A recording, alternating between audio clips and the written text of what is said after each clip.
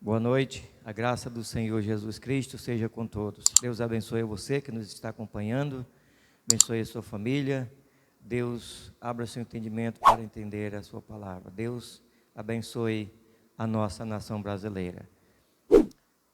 Hoje à noite nós vamos meditar sobre o relacionamento de Deus com a nova humanidade, ou com a nova sociedade, né? O novo relacionamento de Deus com a nova sociedade.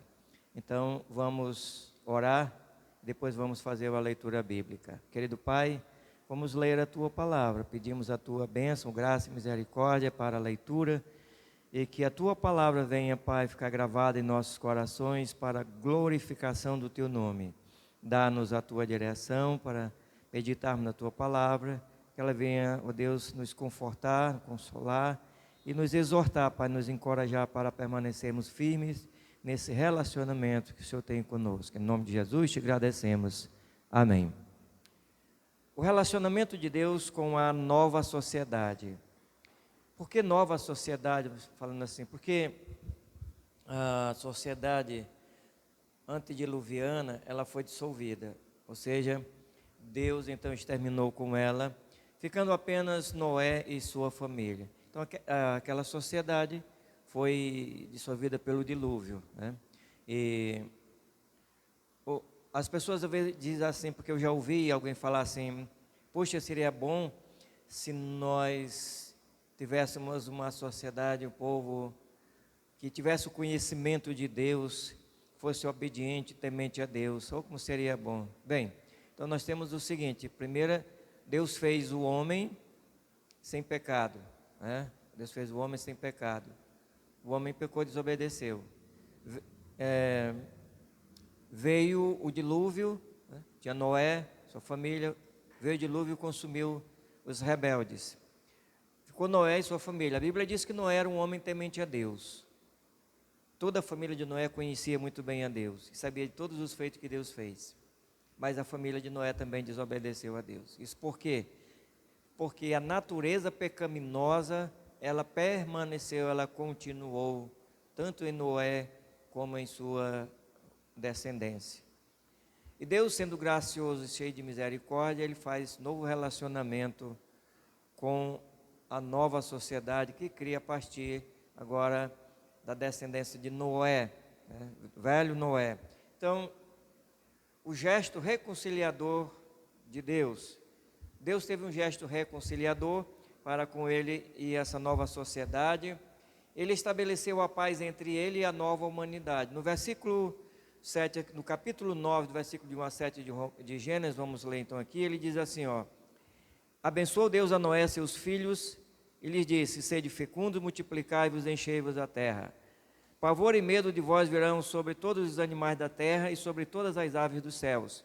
Tudo que se move sobre a terra e todos os peixes do mar nas vossas mãos serão entregues.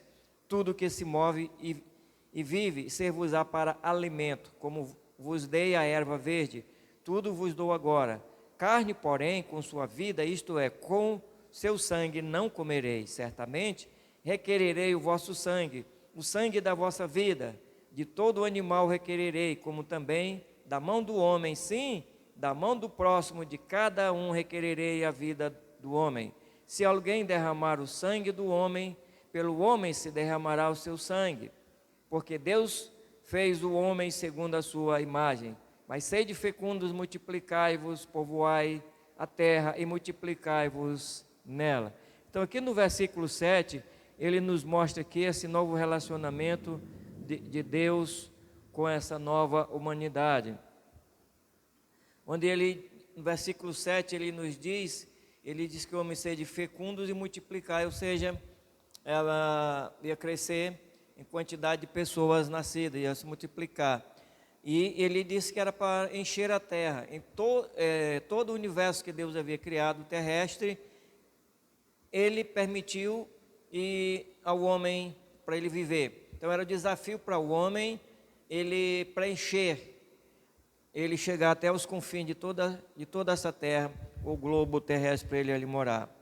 Mas uma outra coisa importante que Deus ele nos mostra nesses versículos em que nós lemos é que o dilúvio acabou com a vegetação, né? Veja bem que agora vai mudar a alimentação do homem daquela época de Adão, que era o Adão e Eva alimentavam-se de vegetais, né? Frutas e tudo isso. Agora Deus autoriza, a partir de agora, da época de Noé, ele autoriza o homem então a comer animais, carne de animais.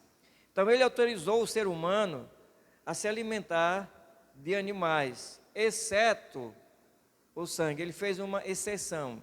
Bem, olha, o homem pode alimentar-se de todos os animais, toda espécie de animal ele pode alimentar-se.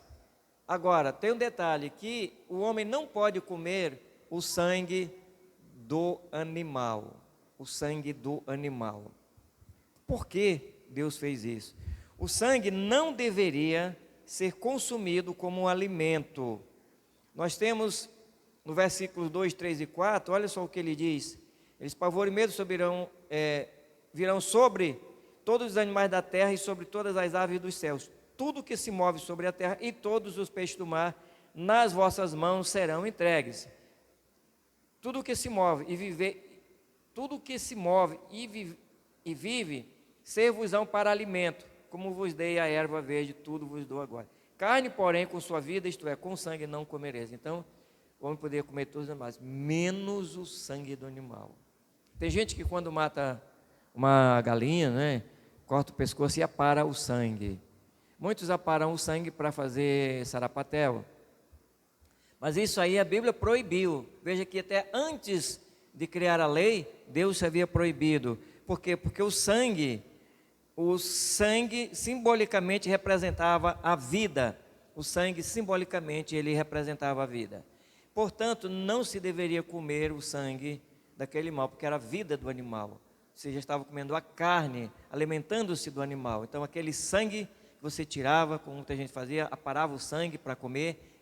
Então, a Bíblia proibiria dessa maneira você comer o sangue, né? Então, teria que cozinhar a carne, assar a carne, todas essas coisas. Hoje tem várias maneiras como você consome os animais, carne de animal. Mas outra, está lá em Levítico capítulo 17, versículo 11. Então, o sangue de animais que representava a vida dos mesmos não deveria ser consumido. Então, esse sangue não deveria ser comido. Por quê? Porque representava a vida deles. Então, a vida deles era o sangue. O animal ele não tem espírito como nós temos. E nós lemos também, Deus proibiu o homem matar o próprio ser humano, né? Então, agora, o modelo de sacrifício exigido por Deus, desde a queda, permaneceu do modo como estava, como era. Qual era o modelo? O modelo sacrificial. Matava-se o animal, pegava-se o sangue, e o sacerdote, ele pegava aquele animal, pegava o sangue e aspergia, espalhava o sangue sobre o altar. Então veja bem que o sangue, ele fazia isso no sacrifício, porque falava de vida também, né? Aquele sacrifício falava de Jesus Cristo, ele falava daquele que ele viria substituir o homem. Então, o sacrifício nos ensinava que a humanidade é condenável diante de Deus. Romanos 3:19, o Paulo ele fala isso, que a humanidade é condenável diante de Deus. Paulo vai dizer que os judeus receberam a lei. Os judeus receberam a lei escrita por intermédio de Moisés.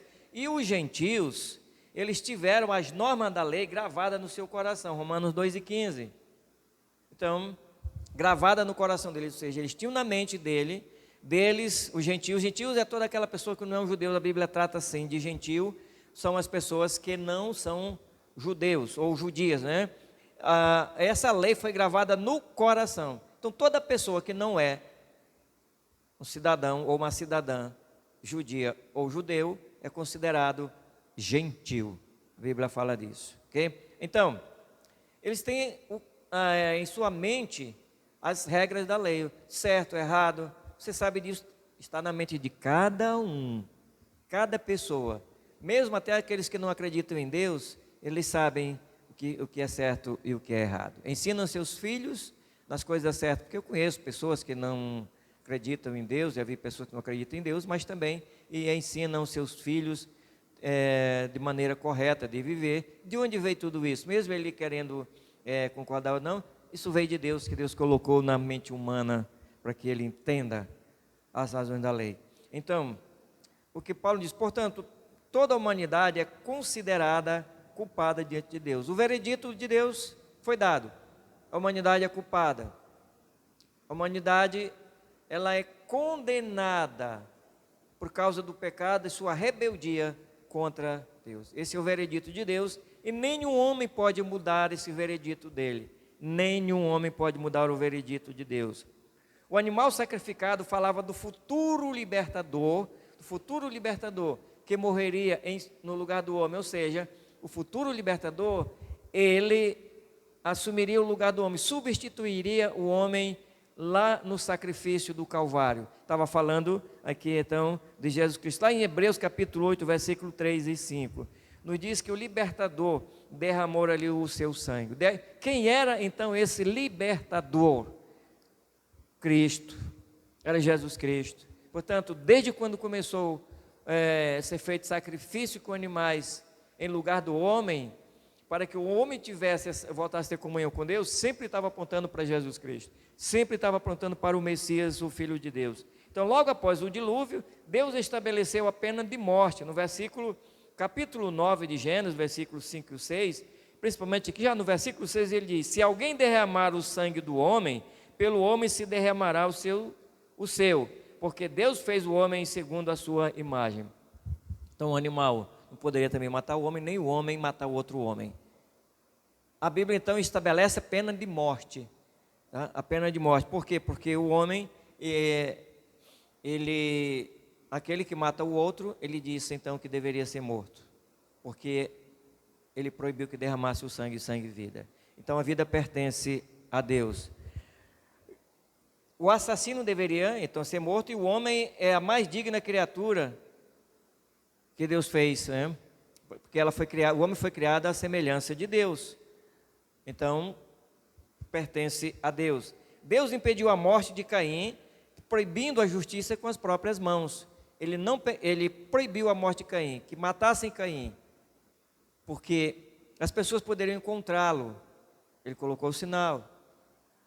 E assim elas poderiam se vingar da morte de Caim. Então ele concedeu ao ser humano o exercício, ele concedeu, deu ao homem o exercício dessa vingança. Ou seja, hoje é ao Estado.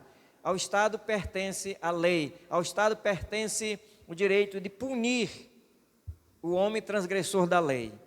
Há países que têm pena de morte, mas cabe ao Estado e não o homem em si como indivíduo, ele tomar essas penalidades, fazer com a justiça com as próprias mãos. Então, a natureza pecaminosa do ser humano, ela jamais será mudada através de leis que o homem venha criar. Mudam-se as leis, mas se não mudar o coração do homem, se não houver um novo nascimento, se não houver essa transformação, jamais o homem ele será mudado. Então a mente dele é pecaminosa, a mente dele é perversa. Deus então tem condenado o homem debaixo do pecado, condenado ele à condenação eterna.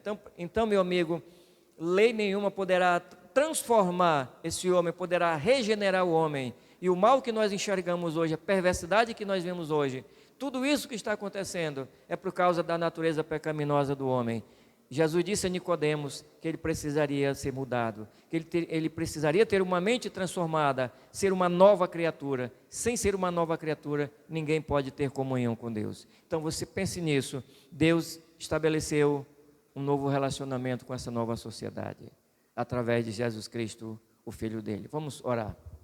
Pai, a tua palavra foi falada, nós meditamos nesses minutos, pedimos que ela venha ter o seu efeito na vida daqueles que estão ouvindo e queiram ouvir, que o Senhor possa abençoar, Senhor, de maneira que cada um chegue a um pleno conhecimento da tua verdade para quem ainda não teve um encontro real contigo.